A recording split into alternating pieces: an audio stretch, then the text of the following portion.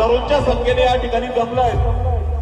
खरं म्हटलं तर उन्नती माऊली बँड पहिल्यांदाच इतकं खतरनाक इम्प्रेशन या बँडचं एका ठाण्याला, खूप सुंदर साऊंड, खूप सुंदर लाईट इफेक्ट आणि या बँडवरचे गाडीवरचे कलाकार सुद्धा आणि खाली वाजवणारे कलाकार सुद्धा अप्रतिम आहे मित्रांनो।